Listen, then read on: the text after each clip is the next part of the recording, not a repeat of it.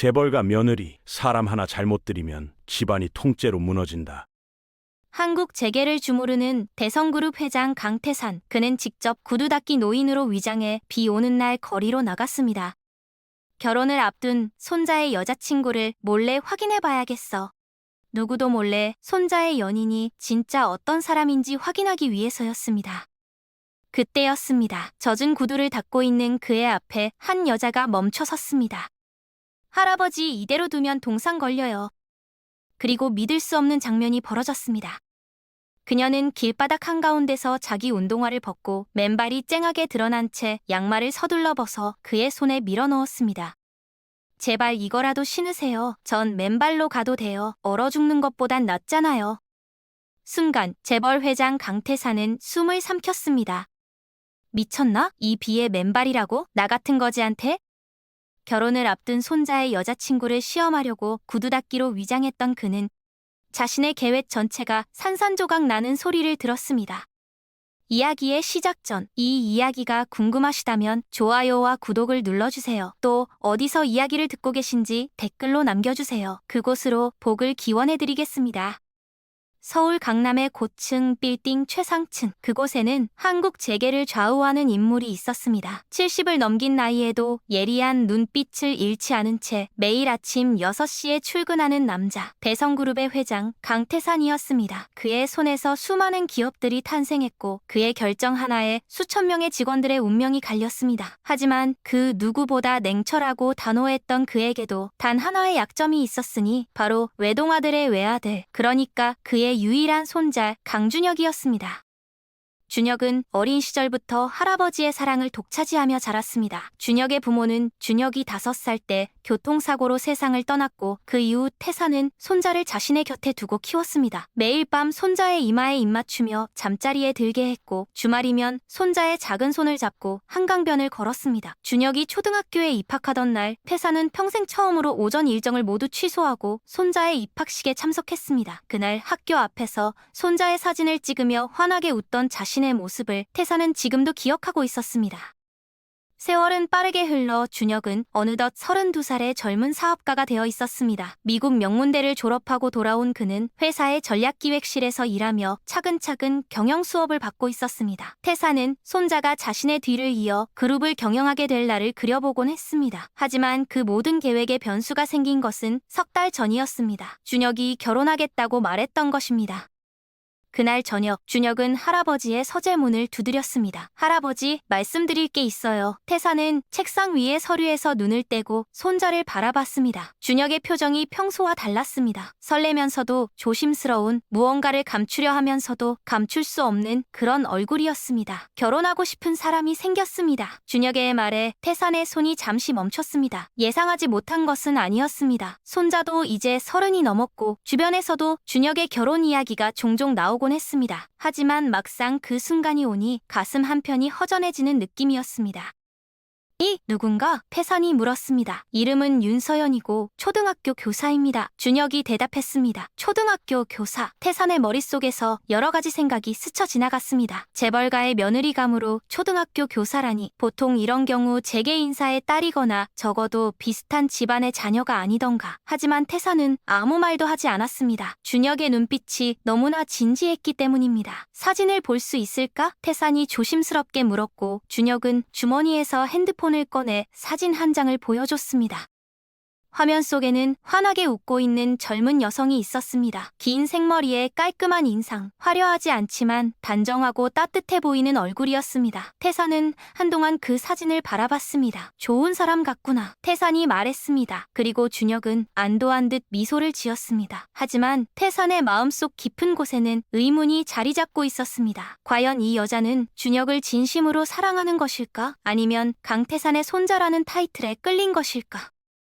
태산은 평생을 사람을 보며 살아왔습니다. 수많은 사업 파트너들, 경쟁자들, 그리고 자신에게 접근하는 수많은 사람들을 만났습니다. 그중 진심인 사람과 계산적인 사람을 구분하는 법을 익혔고 그 능력 덕분에 사업에서 큰 실패를 겪지 않을 수 있었습니다. 하지만 손자의 결혼은 사업과는 차원이 다른 문제였습니다. 이것은 준혁의 평생을 좌우할 선택이었고 자신이 죽은 뒤에도 준혁을 지켜줄 사람을 고르는 일이었습니다.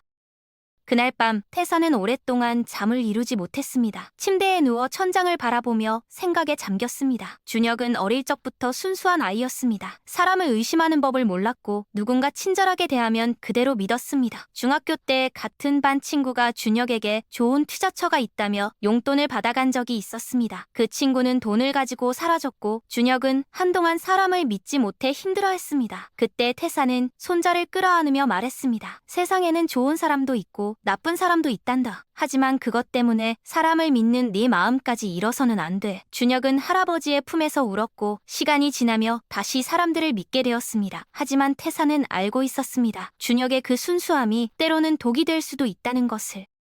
다음 날 아침 태사는 비서실장을 불렀습니다. 김 비서는 태산의 곁에서 20년을 함께한 사람으로 태산의 모든 것을 알고 있는 신복이었습니다. 준혁이 결혼한다더군. 태산이 말을 꺼냈습니다. 예, 소문은 들었습니다. 김 비서가 대답했습니다. 상대방에 대해 조사를 좀 해주게. 조용히 준혁이 모르게. 태산의 말에 김 비서는 고개를 끄덕였습니다. 알겠습니다.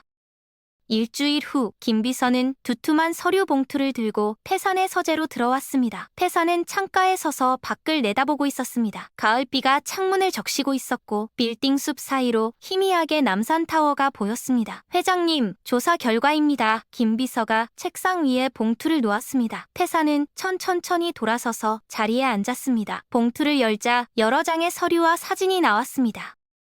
윤서연, 29살, 서울의 한 초등학교에서 3학년을 담임하고 있는 교사. 집안은 평범했습니다. 아버지는 작은 철물점을 운영하고 있었고 어머니는 식당에서 일하고 있었습니다. 서연은 두 딸 중 첫째로, 동생은 대학교 3학년이었습니다. 집은 서울 외곽의 오래된 빌라였고 서연은 학교 근처 작은 원룸에서 혼자 살고 있었습니다. 학교 동료 교사들의 평판은 좋았습니다. 성실하고 아이들을 사랑하며 동료들과도 원만하게 지낸다고 했습니다. 특별한 빚이나 금전적 문제는 없었고 SNS에도 화려한 생활이나 명품에 대한 집착 같은 것은 보이지 않았습니다. 서류상으로만 보면 지극히 평범하고 건전한 삶을 사는 젊은 여성이었습니다.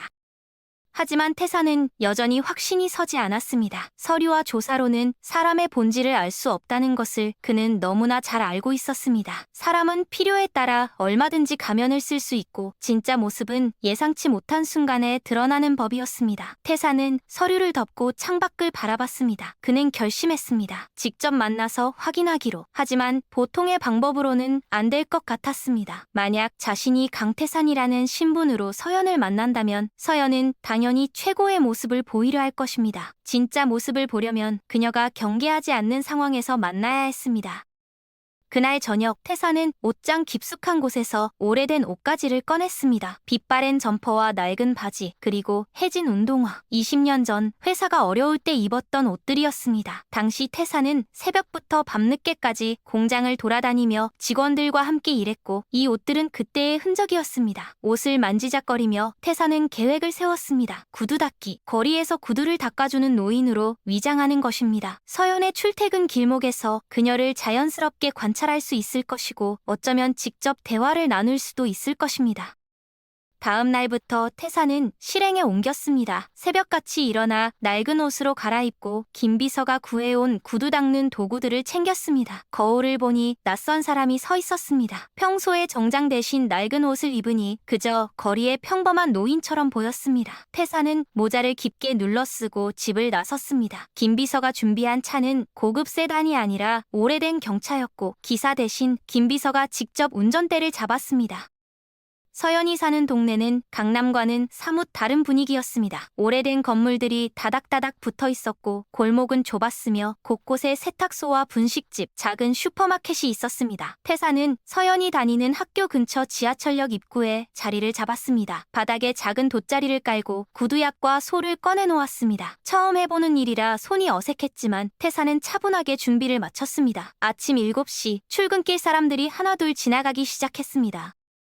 태산은 그 자리에 앉아 지나가는 사람들을 바라봤습니다. 급하게 걸어가는 직장인들, 학교 가는 학생들, 장을 보러 가는 주부들 모두 각자의 삶을 살아가고 있었습니다. 평생을 고층 빌딩 안에서 보낸 태산에게 이 풍경은 신선했습니다. 누군가 태산 앞에 멈춰 서서 구두를 닦아달라고 했습니다. 중년 남성이었는데 출근하는 길인 듯 정장을 입고 있었습니다. 얼마예요? 남성이 물었고 태산은 주변 구두 닦기들이 받는 금액을 조사해둔 것을 떠올리며 대답했습니다. 5,000원입니다. 남성이 고개를 끄덕이며 발을 올려놓았습니다.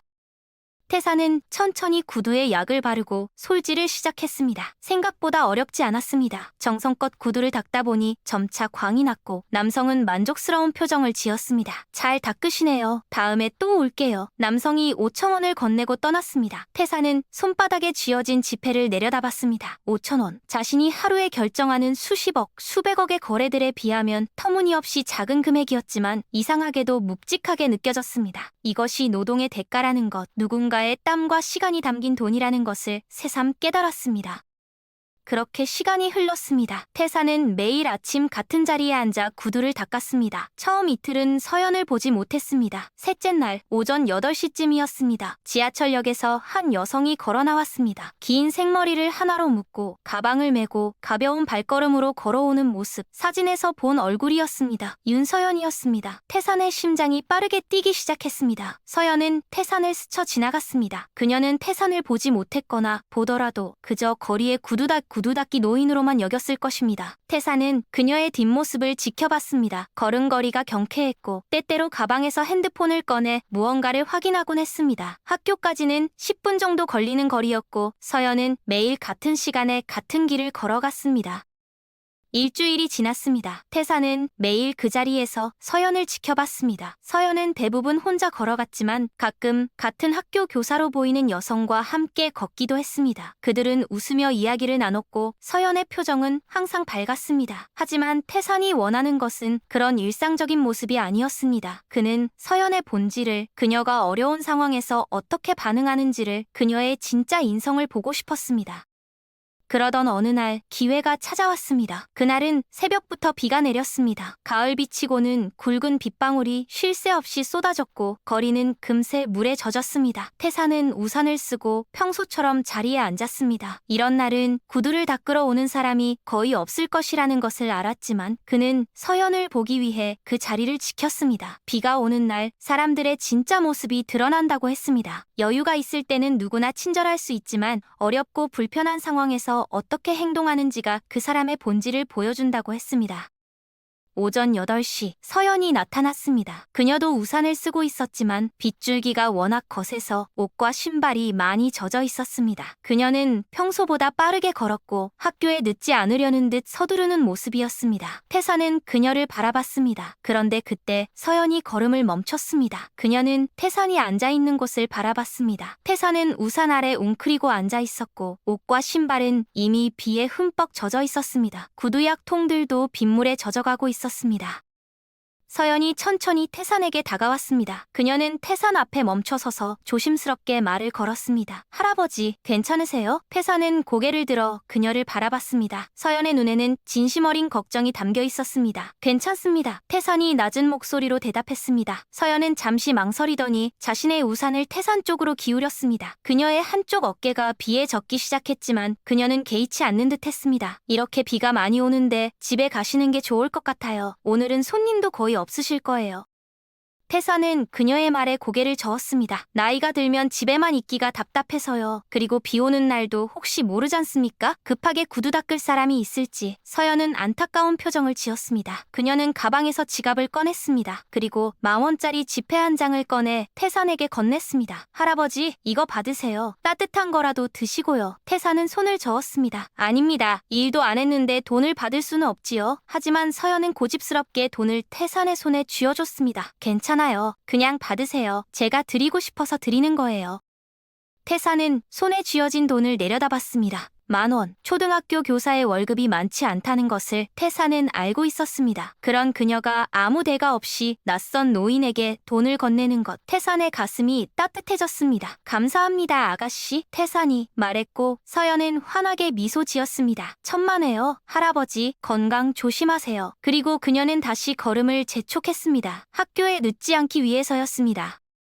하지만 이야기는 거기서 끝나지 않았습니다. 태산이 그녀의 뒷모습을 바라보고 있을 때 서연이 다시 돌아왔습니다. 그녀는 무언가 결심한 듯한 표정으로 태산에게 다가왔습니다. 그리고 놀랍게도 그녀는 자신이 신고 있던 운동화를 벗기 시작했습니다. 비에 젖은 운동화였지만 그녀는 주저하지 않고 양쪽 신발을 모두 벗었습니다. 맨발에 양말만 신은 그녀는 젖은 운동화를 손에 들고 태산을 바라봤습니다. 할아버지, 제 신발이요. 젖어서 불편하실 것 같은데 이거라도 신으세요. 태사는 말문이 막혔습니다. 그녀가 무슨 말을 하는 것인지 이해가 되지 않았습니다. 서연은 자신의 신발을 벗어서 태산에게 주겠다는 것이었습니다. 하지만 그게 말이 되는 일이었을까요? 자신은 맨발로 학교까지 가겠다는 것이었을까요? 태산이 어리둥절해하는 사이 서연은 다시 자신의 양말을 벗기 시작했습니다. 그리고 그 양말을 태산의 손에 쥐어줬습니다. 양말은 따뜻했습니다. 그녀의 체온이 그대로 전해졌습니다. 할아버지 신발이 다 젖으셨잖아요. 제 양말이라도 신으시면 조금이나마 나으실 거예요. 저는 학교 가서 여벌 양말 있으니까 괜찮아요. 서연이 말했습니다. 태사는 손에 쥐어진 양말을 바라봤습니다. 새하얀 양말이었고 작은 꽃무늬가 수놓아져 있었습니다. 값비싼 물건은 아니었습니다. 시장에서 몇천 원이면 살 수 있는 그런 양말이었습니다. 하지만 태산에게 그 양말은 세상 그 어떤 것보다 무겁게 느껴졌습니다. 자신의 신발을 벗어주고 양말까지 벗어주는 이 젊은 여성. 그녀는 태산이 누구인지 몰랐습니다. 그저 비 오는 날 거리에 앉아있는 가난한 노인일 뿐이었습니다. 그런 노인에게 자신의 양말을 건네는 것, 그것은 계산이 아니었습니다. 이익을 바라는 행동도 아니었습니다. 그저 순수한 연민과 배려였습니다. 서연은 맨발로 다시 자신의 운동화를 신었습니다. 젖은 운동화에 맨발을 넣는 것은 불쾌했을 것입니다. 차갑고 축축한 느낌이 발바닥부터 전해졌을 것입니다. 하지만 그녀는 아무렇지 않은 듯 신발끈을 묶었습니다. 그럼 할아버지, 저 가볼게요. 건강하세요. 서연이 다시 한번 미소를 지으며 우산을 들고 걸어갔습니다. 빗속으로 사라지는 그녀의 뒷모습을 바라보며 태사는 눈시울이 뜨거워지는 것을 느꼈습니다. 70평생을 살아오며 수많은 사람들을 만났습니다. 사업을 하며 만난 사람들, 재계의 거물들, 정치인들, 그리고 자신에게 무언가를 바라는 수많은 사람들. 그들은 모두 태산에게 최고의 모습을 보여주려 했습니다. 값비싼 선물을 가져왔고 화려한 말로 치장했으며 자신이 얼마나 훌륭한 사람인지 증명하려 했습니다. 하지만 그 모든 것들이 진심이었을까요? 태산은 알고 있었습니다. 그들이 원한 것은 태산이라는 사람이 아니라 강태산이라는 이름과 그 이름이 가진 권력과 부였다는 것을. 만약 태산이 모든 것을 잃는다면 그들 중 몇 명이나 태산의 곁에 남아있을까요? 아마 아무도 없을 것입니다.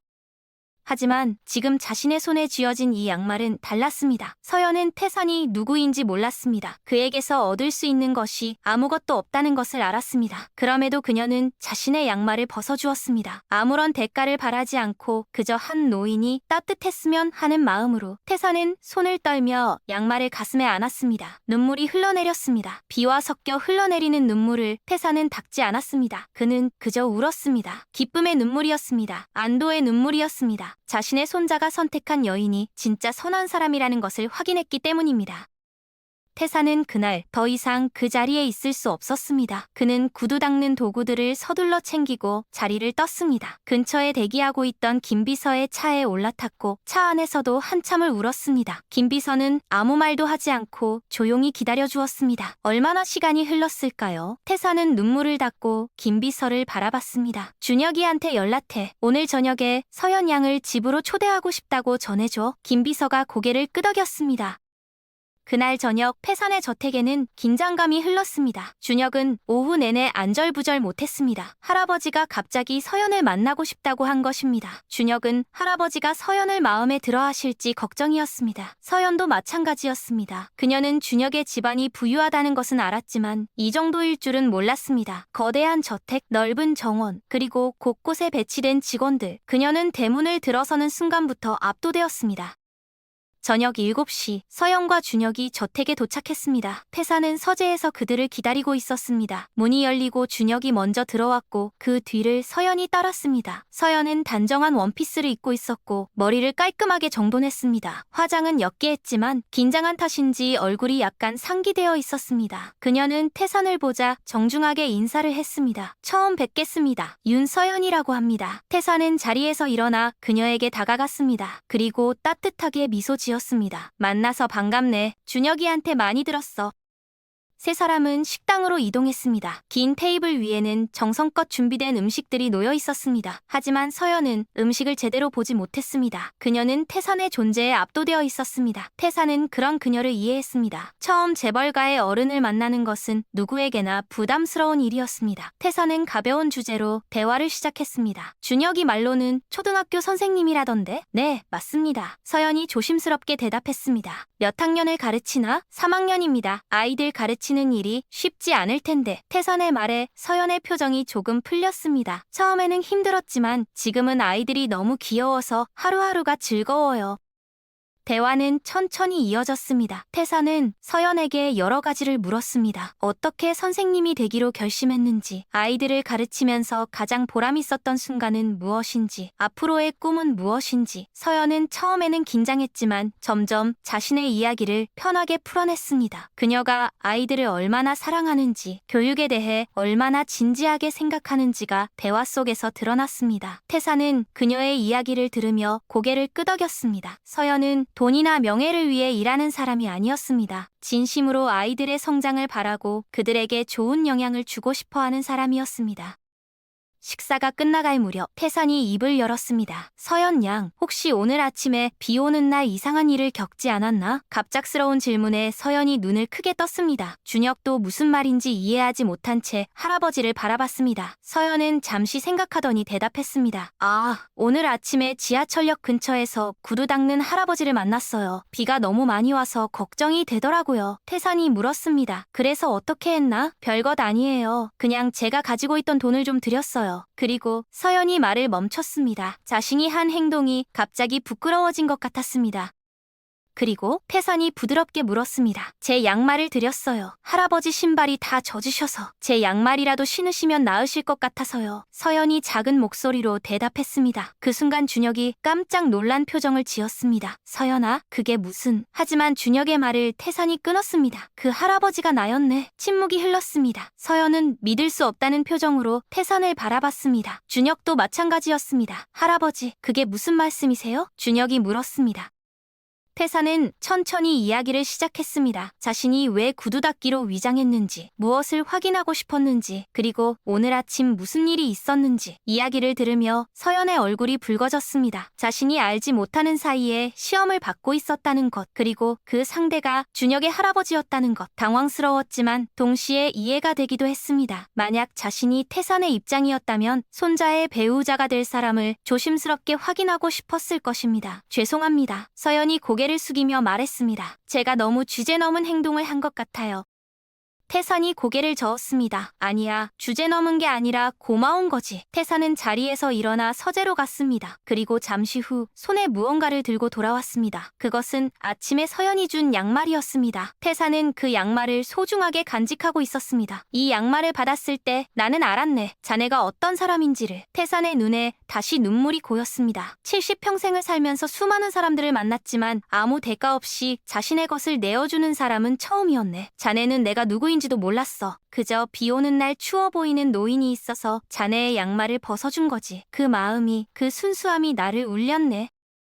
서연도 눈시울이 붉어졌습니다. 태사는 계속해서 말했습니다. 나는 걱정이 많았네. 준혁이가 누군가를 만났다는 소식을 들었을 때 과연 그 사람이 준혁이를 진심으로 사랑하는지 아니면 다른 무언가를 원하는지 알 수 없었어. 재벌가의 손자라는 타이틀은 때로는 축복이지만 때로는 저주이기도 하거든. 진심을 가진 사람과 가면을 쓴 사람을 구분하기가 어렵지. 태사는 서연의 손을 잡았습니다. 하지만 자네는 달랐네. 자네는 아무것도 모르는 상태에서 자네의 진짜 모습을 보여줬어. 그리고 그 모습은 너무나 아름다웠네.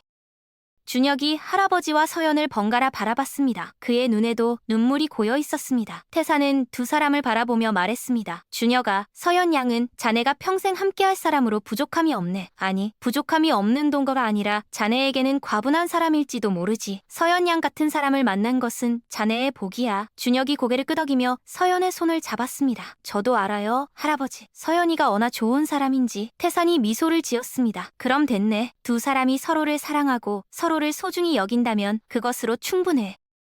그날 밤 서연과 준혁이 떠난 후 태사는 홀로 서재에 앉아 있었습니다. 창밖으로는 여전히 비가 내리고 있었습니다. 태사는 손에 든 양말을 바라봤습니다. 작은 꽃무늬가 수놓아진 하얀 양말. 세상 그 누구도 이해하지 못할지 모르지만 태산에게 이 양말은 그 어떤 보석보다 소중했습니다. 이것은 단순한 양말이 아니었습니다. 이것은 한 사람의 진심이었고 순수함이었으며 아무 조건 없는 선함이었습니다. 태사는 평생을 사업을 하며 살았습니다. 돈을 벌기 위해, 권력을 얻기 위해, 그리고 가문을 지키기 위해 싸웠습니다. 그 과정에서 많은 것을 얻었지만 동시에 많은 것을 잃기도 했습니다. 사람에 대한 신뢰, 순수한 관계, 그리고 진심 어린 교감. 재벌이라는 지위는 태산에게 많은 것을 가져다 주었지만 동시에 진짜 인간관계를 만들기 어렵게 만들었습니다. 사람들은 태산을 보면 먼저 계산을 했습니다. 이 사람과 친해지면 무엇을 얻을 수 있을까? 어떻게 하면 이 사람에게 잘 보일 수 있을까? 그런 관계 속에서 태산은 외로웠습니다.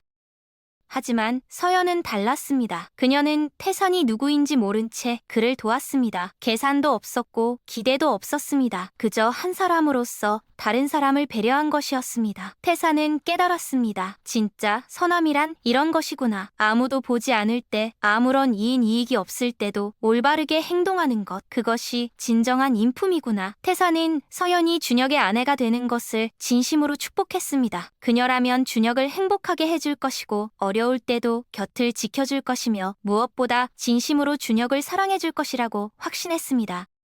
다음 날 아침 태사는 준혁을 서재로 불렀습니다. 준혁은 어제 있었던 일 때문에 아직도 놀란 기색이 역력했습니다. 앉아라. 태산이 말했고 준혁은 할아버지 맞은편에 앉았습니다. 태사는 책상 서랍을 열어 작은 상자를 꺼냈습니다. 벨벳으로 감싸진 고급스러운 상자였습니다. 이것은 네 할머니의 반지야. 태산이 상자를 열자 아름다운 다이아몬드 반지가 모습을 드러냈습니다. 할머니가 돌아가시기 전에 나한테 주시며 말씀하셨지. 언젠가 준혁이가 진정으로 사랑하는 사람을 만나면 이 반지를 주라고. 준혁은 반지를 바라보며 숙연해졌습니다. 할머니는 준혁이 10살 때 세상을 떠났지만 준혁은 할머니를 또렷이 기억하고 있었습니다. 따뜻하고 자상했던 할머니, 항상 준혁을 안아주고 재미있는 이야기를 들려주던 할머니. 할머니께서 이 반지를 끼고 계실 때 늘 말씀하셨어. 이 반지는 단순한 장신구가 아니라 진심을 담는 그릇이라고. 진정으로 누군가를 사랑할 때만 의미가 있는 거라고. 태산이 반지 상자를 준혁에게 건넸습니다. 서연 양 에게 이 반지를 주거라. 그리고 청혼해라. 할머니도 분명 기뻐하실 거야. 준혁은 떨리는 손으로 상자를 받았습니다. 감사합니다, 할아버지. 준혁의 목소리가 떨렸습니다. 태사는 손자의 어깨를 두드렸습니다. 고맙긴. 좋은 사람을 만난 건 네 복이야. 하지만 명심해라. 서연 양 같은 사람은 흔하지 않아. 평생 소중히 대하고 절대 슬프게 하지 마라. 네, 할아버지. 명심하겠습니다. 준혁이 단호하게 대답했습니다. 일주일 후 준혁은 서연에게 청혼했습니다. 두 사람이 처음 만났던 카페에서 저녁 노을이 지는 시간에 준혁은 무릎을 꿇고 반지를 꺼냈습니다. 서연은 눈물을 흘리며 고개를 끄덕였습니다. 그리고 두 사람은 서로를 껴안았습니다. 그 소식을 들은 태사는 혼자 조용히 미소 지었습니다. 그는 창밖을 바라보며 생각했습니다. 이제 안심해도 되겠구나. 준혁이에게는 평생 함께할 좋은 사람이 생겼구나.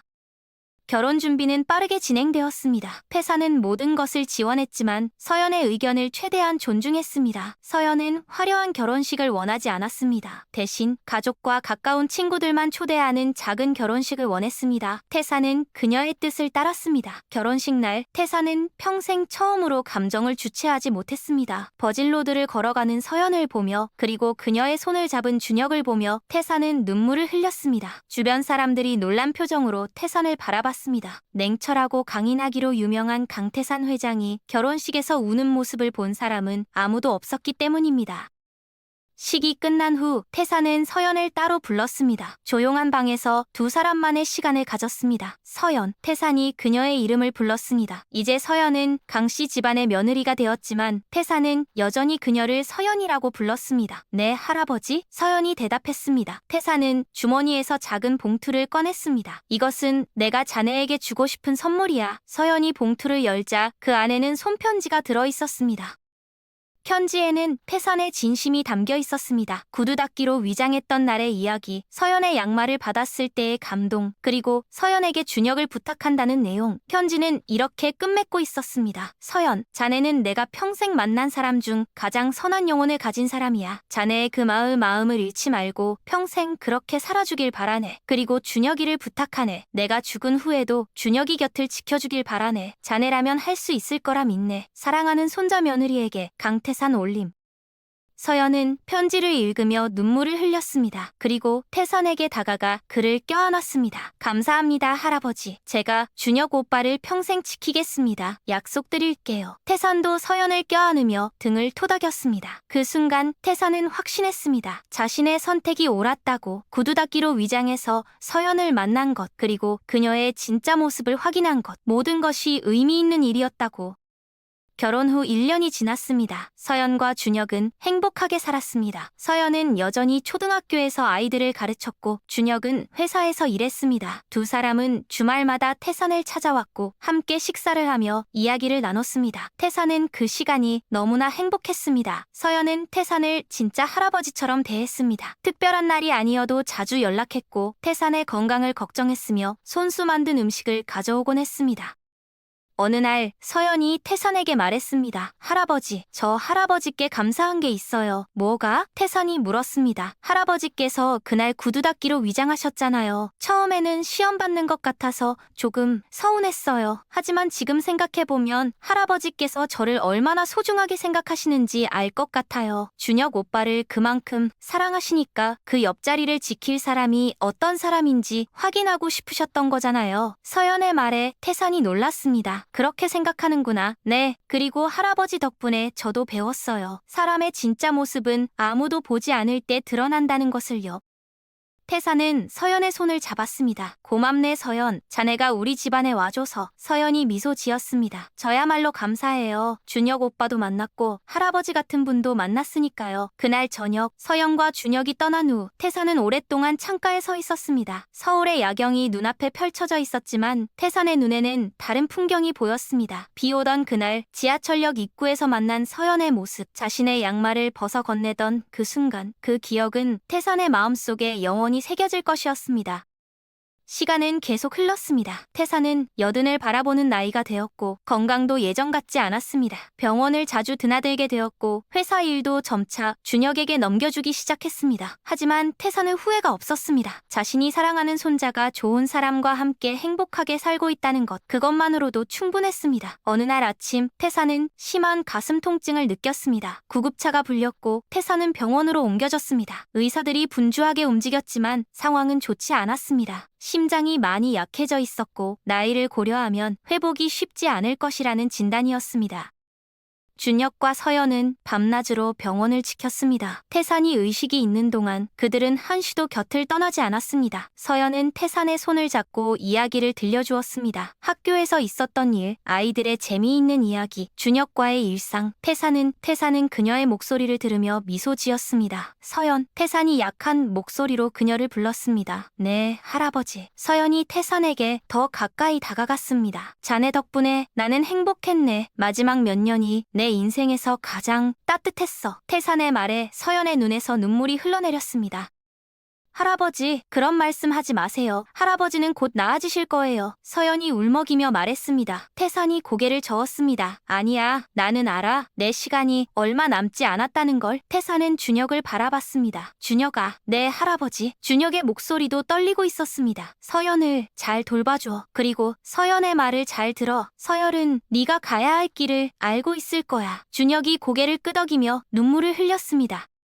태산은 다시 서연을 바라봤습니다. 서연, 내가 자네에게 마지막으로 부탁할 게 있네. 말씀하세요, 할아버지. 자네의 그 착한 마음 평생 잃지 말아줘. 세상이 아무리 힘들어도 자네의 선함을 지켜줘. 그게 자네의 가장 큰 보물이니까. 태산의 숨소리가 점점 약해졌습니다. 그리고 고맙네. 비 오던 그날 자네의 양말을 받았을 때 날은 정말 행복했어. 그 양말은 내가 받은 가장 소중한 선물이었네.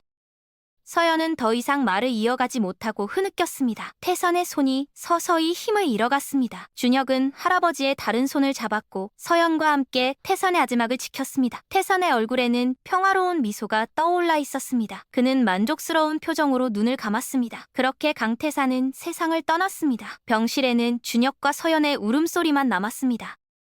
장례식은 조용히 치러졌습니다. 태산의 유언에 따라 화려한 장례식 대신 간소하게 진행되었습니다. 하지만 수많은 사람들이 찾아와 조의를 표했습니다. 재계 인사들, 정치인들, 그리고 태산과 함께 일했던 수많은 직원들 모두가 태산을 기렸습니다. 서연은 장례식 내내 준혁의 곁을 지켰습니다. 그녀는 상주인 준옥을 대신해 조문객들을 맞이하고 장례 절차를 챙겼습니다. 사람들은 서연의 모습을 보며 감탄했습니다. 며느리로서 완벽한 역할을 해내고 있었기 때문입니다. 장례식이 끝나고 며칠 후 태산의 유품을 정리하던 중 서연은 태산의 서재 책상 서랍에서 작은 상자를 발견했습니다. 상자를 열자 그 안에는 낡은 양말 한 켤레가 조심스럽게 보관되어 있었습니다. 서연은 그 양말을 보는 순간 알아차렸습니다. 그것은 비 오던 그날 자신이 태산에게 건넸던 양말이었습니다. 양말 옆에는 작은 쪽지가 있었습니다. 내 인생에서 받은 가장 소중한 선물. 이 양말을 보면 나는 사람의 선함을 믿게 됩니다. 서연, 고맙습니다. 강태산. 서연은 양말을 가슴에 안고 눈물을 흘렸습니다. 태산이 그 양말을 이렇게까지 소중하게 간직하고 있었다는 것. 그것은 단순한 양말이 아니라 두 사람 사이의 특별한 연결고리였습니다. 그 양말은 태산에게 서연이라는 사람을 확신하게 해준 증거였고 서연에게는 태산과의 소중한 추억이었습니다. 준혁이 서재로 들어와 서연의 곁에 앉았습니다. 할아버지가 그 양말을 정말 아끼셨어. 준혁이 말했습니다. 나도 몇 번 할아버지께서 그 양말을 꺼내서 보시는 걸 봤어. 그때마다 할아버지는 미소 지으시곤 했지. 서연이 준혁을 바라봤습니다. 할아버지는 정말 특별한 분이셨어. 처음에는 시험 받는 것 같아서 놀랐지만 지금은 이해해. 할아버지는 당신을 너무 사랑하셨고 그래서 신중하게 확인하고 싶으셨던 거야. 준혁이 서연의 어깨를 감싸 안았습니다. 할아버지가 서연이를 만나고 정말 행복해하셨어. 나한테 여러 번 말씀하셨거든. 서연이를 만난 건 내 인생 최고의 행운이라고. 두 사람은 한동안 말없이 서로를 안고 있었습니다. 그날 밤 서연은 오랫동안 잠들지 못했습니다. 침대에 누워 천장을 바라보며 태산과의 기억들을 떠올렸습니다. 비 오던 그날 처음 태산을 만났을 때의 일. 그녀는 그저 추워 보이는 노인을 도와주고 싶었을 뿐이었습니다. 특별한 의도도 없었고 대가를 바란 것도 아니었습니다. 하지만 그 작은 행동이 한 사람의 마음을 움직였고 결국 자신의 인생을 바꿔놓았습니다. 서연은 깨달았습니다. 선한 행동은 결코 헛되지 않다는 것을. 비록 그 순간에는 아무 의미 없어 보여도 언젠가는 돌아온다는 것을. 그리고 그것은 예상치 못한 방식으로 예상치 못한 시간에 찾아온다는 것을. 이듬해 봄, 서연은 임신 소식을 알렸습니다. 준혁은 기쁨에 겨워 서연을 끌어안았고 두 사람은 행복한 눈물을 흘렸습니다. 서연의 배가 점점 불러오는 것을 보며 준혁은 할아버지 생각이 났습니다. 만약 할아버지가 살아계셨다면 얼마나 좋아하셨을까. 증손자를 보는 것이 할아버지의 소원이었는데 하지만 준혁은 알고 있었습니다. 할아버지는 어딘가에서 자신들을 지켜보고 있을 거라고. 그리고 미소 짓고 계실 거라고. 가을이 되어 서연은 건강한 아들을 낳았습니다. 준혁과 서연은 아이의 이름을 강태준이라고 지었습니다. 태산의 태자를 따서 지은 이름이었습니다. 할아버지를 기리기 위해서였습니다. 아이는 태산을 닮아 눈이 컸고 울음소리가 우렁찼습니다. 서연은 아이를 안고 태산의 사진 앞에 섰습니다. 할아버지, 증손자 낳았어요. 이름은 태준이에요. 할아버지 이름을 따서 지었어요. 태준이가 할아버지처럼 훌륭한 사람으로 자랄 수 있게 제가 잘 키울게요. 서연은 아이를 키우며 태산에게서 배운 것들을 실천했습니다. 진심으로 사람을 대하는 것, 어려운 사람을 돕는 것, 그리고 선함을 잃지 않는 것. 태준이가 5살이 되던 해 서연은 아이에게 이야기를 들려주었습니다. 증조할아버지에 대한 이야기였습니다. 태준아, 너의 증조할아버지는 정말 대단한 분이셨단다. 큰 회사를 만드셨고 많은 사람들을 도우셨지. 하지만 증조할아버지의 가장 큰 장점은 사람을 보는 눈이셨어. 증조할아버지는 겉모습이 아니라 마음을 보셨거든. 태준이 물었습니다. 엄마, 증조할아버지를 만나고 싶어요. 서연이 미소 지으며 아이의 머리를 쓰다듬었습니다. 증조할아버지는 지금 하늘나라에 계셔. 하지만 태준이가 착하게 살면 증조할아버지가 하늘에서 기뻐하실 거야. 그리고 너를 지켜주실 거란다. 태준이 고개를 끄덕이며 진지한 표정을 지었습니다. 그럼 나도 증조할아버지처럼 착한 사람이 될래요. 서연은 아이를 끌어안았습니다. 그 순간 서연은 느꼈습니다. 태산의 정신이 이렇게 이어지고 있다는 것을. 그리고 그것은 앞으로도 계속될 것이라는 것을. 세월이 흘러 태준이는 초등학교에 입학했습니다. 서연은 여전히 교사로 일하고 있었고 준혁은 이제 대성그룹의 회장이 되어 있었습니다. 준혁은 할아버지의 뜻을 이어받아 회사를 경영했습니다. 이익만을 추구하는 것이 아니라 사회에 기여하고 직원들을 가족처럼 대하는 경영 철학을 실천했습니다. 그리고 그 옆에는 항상 서연이 있었습니다. 서연은 준혁이 어려운 결정을 내려야 할 때마다 조언을 해주었고 준혁이 지칠 때마다 힘이 되어주었습니다. 어느 비 오는 날이었습니다. 서연은 학교 수업을 마치고 집으로 돌아가는 길이었습니다. 지하철역 입구를 지나가는데 익숙한 풍경이 눈에 들어왔습니다. 그곳은 10여 년 전 자신이 태산을 처음 만났던 바로 그 장소였습니다. 서연은 걸음을 멈추고 그 자리를 바라봤습니다. 이제는 그곳에 구두닦이가 없었습니다. 시대가 변했고 거리의 풍경도 달라졌습니다. 하지만 서연의 기억 속에는 그날의 장면이 선명하게 남아있었습니다. 비를 맞으며 웅크리고 앉아있던 노인의 모습, 그리고 자신이 양말을 벗어 건넸던 그 순간, 서연은 몰랐습니다. 그 작은 행동이 자신의 인생을 완전히 바꿔놓을 줄은, 그 노인이 사랑하는 사람의 할아버지였을 줄은, 그리고 그 순간이 자신과 태산, 두 사람 모두에게 특별한 의미가 될 줄은. 서연은 우산을 들고 그 자리에 서서 한동안 과거를 회상했습니다. 그리고 마음속으로 태산에게 말을 걸었습니다. 할아버지, 잘 지내고 계시죠? 저는 할아버지께서 믿어주신 것처럼 살려고 노력하고 있어요. 준혁 오빠도 잘 있고 태준이도 건강하게 자라고 있어요. 할아버지가 보고 싶어요. 그때 누군가가 서연에게 다가왔습니다. 젊은 여성이었는데 비에 흠뻑 젖어 있었고 당황한 표정을 짓고 있었습니다. 죄송한데요. 혹시 이 근처에 편의점 있나요? 우산을 사야 하는데. 여성이 물었습니다. 서연은 여성을 보며 미소 지었습니다. 그리고 자신의 우산을 여성에게 건넸습니다. 제 우산 쓰세요. 저는 곧 택시 타고 갈 거라서 괜찮아요. 여성이 놀란 표정으로 서연을 바라봤습니다. 아니에요. 어떻게 그러세요? 괜찮아요. 하지만 서연은 우산을 여성의 손에 쥐어주었습니다. 괜찮아요. 그냥 받으세요. 비 오는 날은 서로 도와야죠.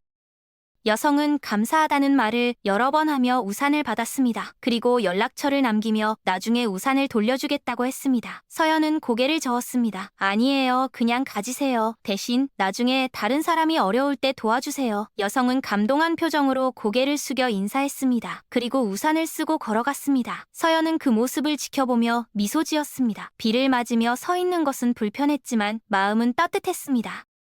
서연은 택시를 잡아타고 집으로 향했습니다. 차 안에서 창밖을 바라보며 생각했습니다. 선함은 이렇게 이어지는 것이구나. 자신이 태산에게 받은 사랑과 신뢰를 다른 사람에게 전하는 것, 그리고 그 사람이 또 다른 누군가에게 전하는 것. 그렇게 세상은 조금씩 더 따뜻해지는 것이구나. 집에 도착하자 준혁과 태준이가 현관에서 서연을 맞이했습니다. 엄마, 태준이가 달려와 서연을 안았습니다. 서연은 아이를 들어올리며 볼에 뽀뽀했습니다. 준혁이 서연의 젖은 옷을 보며 걱정스러운 표정을 지었습니다. 우산은 어디 갔어? 누군가에게 줬어. 서연이 대답했습니다.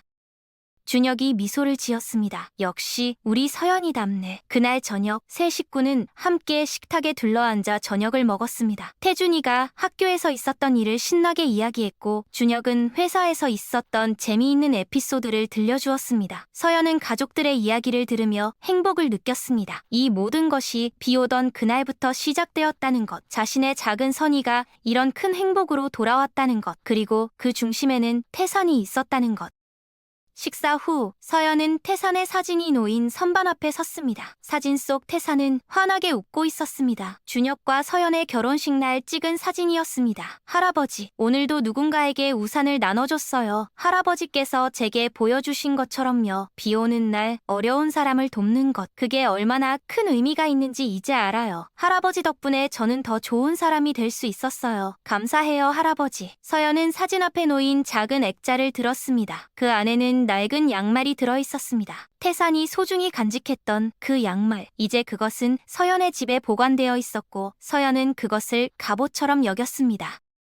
준혁이 서연의 곁으로 다가와 어깨를 감싸 안았습니다. 할아버지가 정말 기뻐하고 계실 거야. 서연이가 할아버지의 뜻을 이렇게 잘 이어가고 있으니까. 서연이 준혁을 바라보며 미소 지었습니다. 할아버지는 제 인생의 은인이에요. 할아버지가 아니었다면 당신도 만나지 못했을 테고 태준이도 없었을 거예요. 이 모든 행복이 할아버지 덕분이에요. 준혁이 서연의 이마에 입맞춤했습니다. 아니야. 할아버지께서 서연이를 선택하신 게 아니라 서연이가 스스로 증명한 거야. 서연이의 선함이 모든 것을 만들어낸 거지.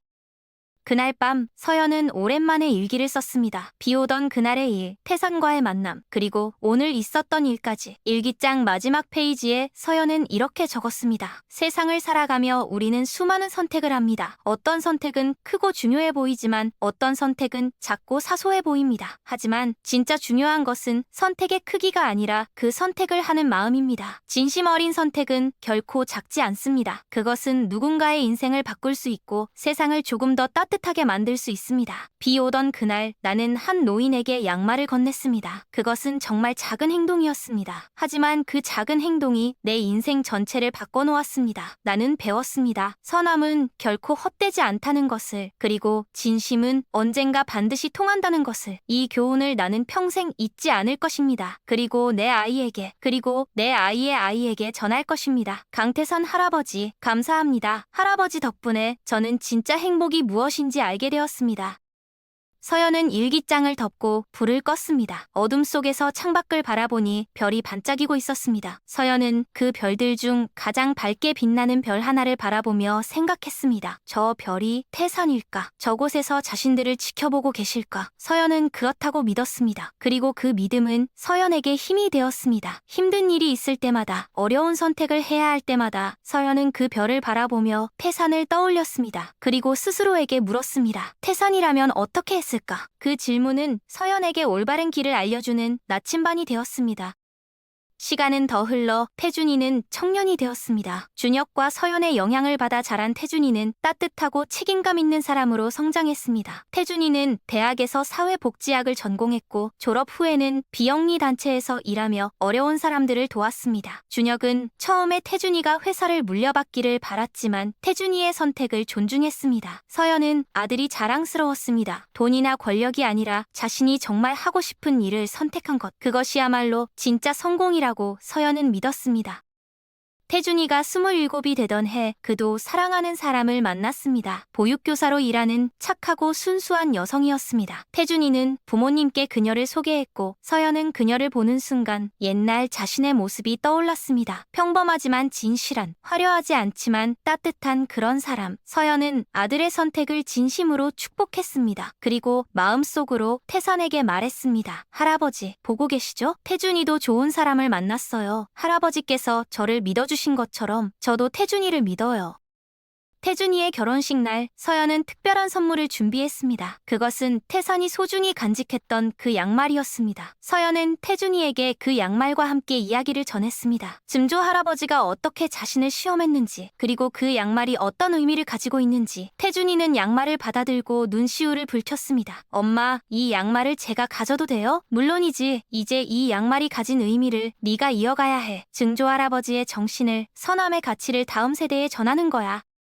태준이는 양말을 조심스럽게 액자에 넣어 자신의 집에 보관했습니다. 그리고 자신의 아내에게도 그 이야기를 들려주었습니다. 세대를 거쳐 전해지는 이야기는 점점 더 많은 의미를 담게 되었습니다. 그것은 단순히 한 가족의 이야기가 아니라 선함과 진심, 그리고 사랑에 관한 보편적인 메시지가 되었습니다. 세월이 더 흘러 서연은 예순을 바라보는 나이가 되었습니다. 그녀는 여전히 교직에 있었고 수많은 아이들을 가르쳤습니다. 서연이 가르친 학생들은 수백 명이 넘었고 그들 모두에게 서연은 특별한 선생님이었습니다. 단순히 교과서를 가르치는 것이 아니라 삶의 가치와 올바른 마음가짐을 전해주는 선생님이었습니다. 어느 날 서연은 오래전 제자로부터 편지를 받았습니다. 그 제자는 이제 30대가 되어 자신도 교사가 되었다고 했습니다. 편지에는 이런 내용이 적혀 있었습니다. 선생님, 선생님께서 3학년 때 해주셨던 말씀을 저는 아직도 기억합니다. 작은 친절도 누군가에게는 큰 의미가 될 수 있다고 하셨죠. 그 말씀이 제 인생을 바꿨습니다. 저도 이제 아이들을 가르치며 선생님께서 보여주신 것처럼 살려고 노력하고 있습니다. 감사합니다, 선생님. 서연은 편지를 읽으며 눈물을 흘렸습니다. 자신이 뿌린 씨앗이 이렇게 자라고 있다는 것, 태산에게서 배운 것을 자신이 다른 사람들에게 전했고 그것이 또다시 이어지고 있다는 것, 이것이 바로 진짜 유산이구나 하고 서연은 생각했습니다. 준혁도 비슷한 시기에 의미 있는 일을 하고 있었습니다. 그는 회장으로서 회사를 이끌면서도 사회적 책임을 다하는 데 많은 노력을 기울였습니다. 장학재단을 설립해 어려운 학생들을 지원했고 직원 복지에 많은 투자를 했습니다. 이익만을 추구하는 것이 아니라 회사가 사회에 긍정적인 영향을 미치도록 하는 것, 그것이 할아버지 태산이 원했던 것이라고 준혁은 믿었습니다. 그리고 그 옆에는 항상 서연이 있었습니다. 서연은 준혁의 가장 중요한 조언자였고 동반자였으며 버팀목이었습니다. 어느 가을날 준혁과 서연은 태산의 묘소를 찾았습니다. 20여 년이 지났지만 두 사람은 여전히 정기적으로 묘소를 찾아 태산을 기렸습니다. 묘비 앞에 국화꽃을 놓고 두 사람은 나란히 앉아 태산에게 이야기를 들려주었습니다. 태준이가 결혼했다는 것, 회사가 잘 되고 있다는 것, 서연이 여전히 아이들을 가르치며 행복하게 지내고 있다는 것. 묘비는 말이 없었지만 서연은 태산이 듣고 있다고 느꼈습니다. 할아버지께서 제게 해주신 말씀 기억하세요? 제 선함을 잃지 말라고 하셨잖아요. 저는 그 약속을 지키려고 정말 많이 노력했어요. 쉽지 않았어요. 세상이 때로는 너무 각박하고 사람들이 냉정할 때도 많았어요. 하지만 할아버지의 말씀을 떠올리며 버텼어요. 그리고 지금 돌아보니 그 선택이 옳았어요. 제 주변에는 좋은 사람들이 가득하고 제 삶은 정말 행복해요. 이 모든 게 할아버지 덕분이에요. 서연의 말에 옆에 앉아있던 준혁이 서연의 손을 잡았습니다. 준혁도 말을 이었습니다. 할아버지, 저도 할아버지의 가르침을 잊지 않고 살고 있습니다. 회사를 경영하면서 어려운 선택을 해야 할 때가 많았지만 항상 할아버지라면 어떻게 하셨을까 생각했습니다. 그리고 서연이가 옆에서 올바른 길을 알려줬습니다. 할아버지께서 서연이를 제게 보내주셔서 정말 감사합니다. 할아버지의 선택은 완벽했습니다. 바람이 불어와 나뭇잎을 흔들었습니다. 마치 태산이 대답하는 것 같았습니다. 두 사람은 한동안 말없이 묘소 앞에 앉아 있었습니다. 그날 저녁 집으로 돌아온 서연은 오래된 상자를 꺼냈습니다. 그 안에는 태산과 관련된 물건들이 보관되어 있었습니다. 태산이 서연에게 쓴 편지, 결혼식 때의 사진, 그리고 여러 추억의 물건들. 서연은 그것들을 하나하나 꺼내보며 추억에 잠겼습니다. 특히 태산이 마지막으로 쓴 편지를 다시 읽었습니다. 서연, 자네는 내가 평생 만난 사람 중 가장 선한 영혼을 가진 사람이야. 그 문장을 읽으며 서연은 또다시 눈물을 흘렸습니다. 준혁이 서연의 곁에 다가와 앉았습니다. 아직도 할아버지 생각하면 울어? 준혁이 부드럽게 물었습니다. 응? 할아버지가 너무 보고 싶어. 할아버지께 보여드리고 싶은 게 너무 많아. 태준이가 얼마나 잘 자랐는지, 우리가 얼마나 행복한지. 서연이 대답했습니다. 준혁이 서연을 끌어안았습니다. 할아버지는 다 알고 계실 거야. 그리고 정말 기뻐하고 계실 거야. 할아버지의 선택이 옳았다는 걸 증명했으니까. 다음 날 서연은 학교에서 특별한 수업을 진행했습니다. 아이들에게 친절과 배려에 대해 가르치는 시간이었습니다. 서연은 아이들에게 이야기를 들려주었습니다. 물론 실제 이야기를 그대로 하지는 않았지만 그 본질을 전달했습니다. 여러분, 작은 친절이 누군가의 인생을 바꿀 수 있어요. 여러분이 버스에서 자리를 양보하는 것, 넘어진 친구를 일으켜 세워주는 것, 혼자 있는 친구에게 말을 거는 것, 이런 작은 행동들이 정말 큰 의미를 가질 수 있다. 아이들은 진지한 표정으로 서연의 이야기를 듣고 있었습니다. 한 아이가 손을 들었습니다. 선생님, 그럼 착하게 살면 나중에 좋은 일이 생겨요? 서연이 미소 지으며 대답했습니다. 좋은 일이 생기냐고? 글쎄, 그건 보장할 수 없어. 하지만 확실한 건 착하게 살면 너희들의 마음이 편안해진다는 거야. 그리고 주변 사람들도 너희들을 좋아하게 될 거야. 그게 바로 가장 큰 보상이란다. 아이들이 고개를 끄덕이며 이해했다는 표정을 지었습니다. 수업이 끝난 후 한 여자아이가 서연에게 다가왔습니다. 선생님, 저 오늘 엄마한테 받은 용돈으로 친구한테 선물 사줄 거예요. 친구가 요즘 힘들어하거든요. 아이의 말에 서연의 가슴이 따뜻해졌습니다. 정말 착한 생각이구나. 내 친구가 정말 기뻐할 거야. 서연이 아이의 머리를 쓰다듬으며 말했습니다. 아이는 환하게 웃으며 교실을 나갔습니다. 서연은 그 모습을 보며 생각했습니다. 선함은 이렇게 전염되는 것이구나. 한 사람의 선한 행동이 다른 사람에게 영감을 주고 그것이 계속 이어지는 것이구나. 그날 밤 서연은 침대에 누워 하루를 되돌아봤습니다. 오늘도 의미 있는 하루였다고 생각했습니다. 비록 거창한 일을 한 것은 아니지만 아이들에게 좋은 가치를 심어준 것, 그것만으로도 충분히 가치 있는 하루였습니다. 서연은 창밖의 별을 바라봤습니다. 가장 밝은 별 하나가 반짝이고 있었습니다. 할아버지, 오늘도 좋은 하루였어요. 할아버지가 보고 싶어요. 하지만 할아버지께서 제게 주신 가르침은 매일 제 곁에 있어요. 그게 저에게 큰 힘이 돼요. 사랑해요, 할아버지. 세월은 계속 흘러 서연은 교직에서 은퇴하는 날을 맞이했습니다. 35년간 교사로 일하며 수천 명의 아이들을 가르쳤습니다. 은퇴식 날 학교 강당에는 서연이 가르쳤던 제자들이 가득 모였습니다. 어떤 이는 이제 중년이 되어 있었고 어떤 이는 자신의 아이를 데리고 왔습니다. 모두가 서연에게 감사를 표했습니다. 한 제자가 무대에 올라와 말했습니다. 선생님은 제게 단순히 국어나 수학을 가르쳐 주신 분이 아닙니다. 어떻게 살아야 하는지, 무엇이 중요한지를 가르쳐 주셨습니다. 선생님 덕분에 저는 더 나은 사람이 될 수 있었습니다. 여러 제자들이 차례로 무대에 올라와 비슷한 말을 했습니다. 서연은 그들의 이야기를 들으며 울고 웃었습니다. 자신이 한 일이 이렇게 많은 사람들에게 영향을 미쳤다는 것, 그것이 믿어지지 않았지만 동시에 너무나 기뻤습니다. 은퇴식이 끝난 후 서연은 혼자 조용히 교실을 걸었습니다. 35년간 자신이 일했던 그 공간, 수많은 아이들과 함께 웃고 울었던 그곳, 칠판 앞에 서서 서연은 마지막 메시지를 적었습니다. 새남은 세상을 바꿉니다. 여러분 모두 선하게 살기를 바랍니다. 은퇴 후 서연은 더 많은 시간을 가족과 함께 보냈습니다. 준혁도 이제 회사 경영에서 한 발 물러나 태준이에게 많은 것을 맡겼습니다. 태준이는 아버지와는 다른 방식으로 회사를 경영했지만 핵심 가치는 같았습니다. 사람을 중요하게 여기고 사회적 책임을 다하는 것. 두 사람은 여행을 다니며 세상을 둘러봤습니다. 유럽의 작은 마을들, 아시아의 고요한 사찰들, 아프리카의 광활한 초원, 세계 곳곳을 다니며 서연과 준혁은 다양한 사람들을 만났습니다.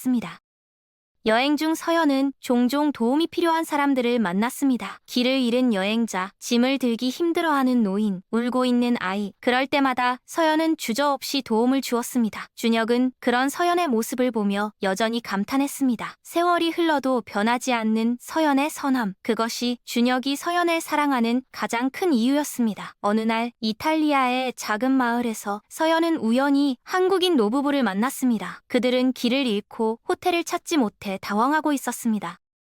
서연은 그들을 도와 호텔까지 데려다 주었고 함께 저녁 식사를 했습니다. 노부부는 서연에게 깊이 감사했습니다. 요즘 세상에 이렇게 친절한 사람이 있다니 정말 감사합니다. 노인이 말했습니다. 서연이 미소 지으며 대답했습니다. 천만에요. 저도 예전에 누군가에게 큰 친절을 받은 적이 있어요. 그때 배웠어요. 친절은 돌고 돈다는 것을요. 노부부는 서연의 말에 고개를 끄덕였습니다. 그날 밤 호텔 방에서 준혁이 서연에게 물었습니다. 아직도 할아버지 생각해? 응, 매일 생각해. 할아버지께서 제게 해주신 것처럼 저도 다른 사람들에게 하려고 노력해.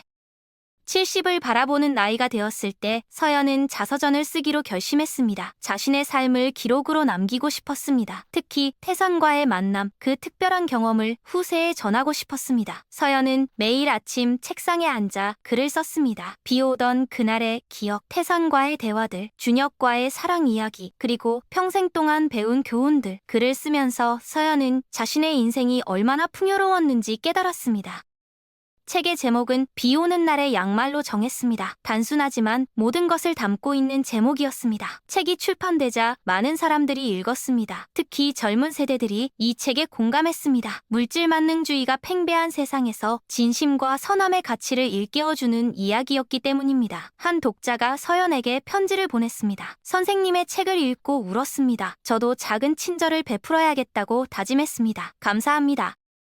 서연은 그런 편지들을 받을 때마다 태산이 생각났습니다. 할아버지, 보고 계시죠? 할아버지의 이야기가 이렇게 많은 사람들에게 전해지고 있어요. 할아버지의 정신이 계속 살아있어요. 어느 겨울날, 서연은 준혁과 함께 처음 만났던 그 지하철역을 다시 찾았습니다. 50년 가까운 세월이 흘렀지만 그곳의 모습은 크게 달라지지 않았습니다. 서연은 태산이 앉아있던 바로 그 자리에 섰습니다. 눈을 감고 그날을 떠올렸습니다. 비 오는 날, 젊은 자신이 노인에게 다가가 양말을 건네던 그 순간. 그때는 정말 몰랐어. 그 순간이 내 인생 전체를 바꿀 줄은. 서연이 말했습니다. 준혁이 서연의 어깨를 감싸 안았습니다. 그래도 후회하지 않지? 전혀.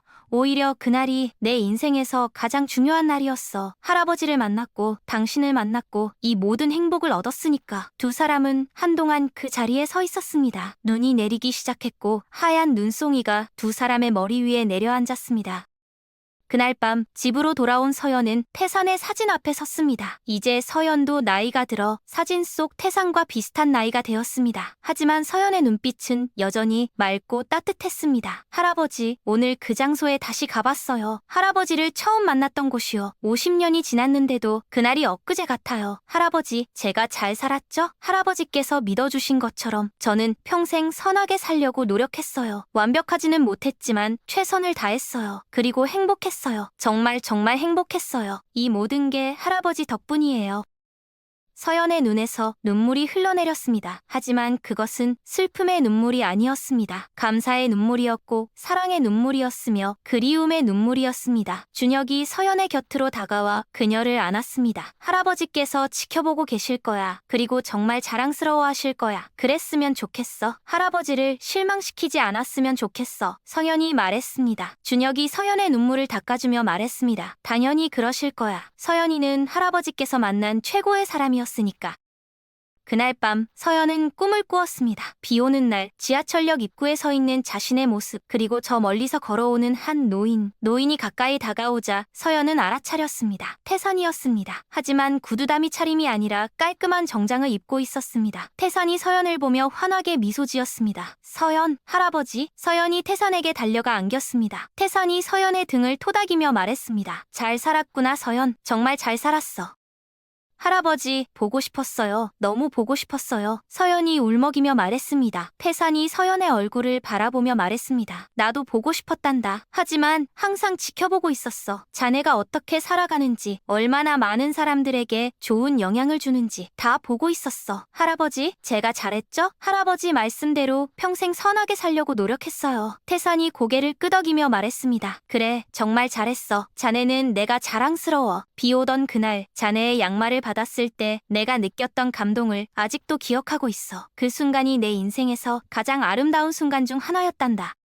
서연이 물었습니다. 할아버지, 저 할아버지가 너무 그리워요. 다시 만날 수 있을까요? 태산이 부드럽게 미소 지으며 대답했습니다. 물론이지. 언젠가 우리는 다시 만날 거야. 하지만 아직은 아니야. 자네에게는 아직 할 일이 많이 남아있거든. 손주들과 더 많은 시간을 보내야 하고 더 많은 사람들에게 좋은 영향을 줘야 해. 자네의 이야기를 더 많이 전해야 해. 알겠어요, 할아버지. 열심히 살게요. 할아버지를 위해서. 태산이 고개를 저었습니다. 아니야, 나를 위해서가 아니라 자네 자신을 위해서 살아. 그리고 주변 사람들을 위해서. 그게 가장 중요한 거란다.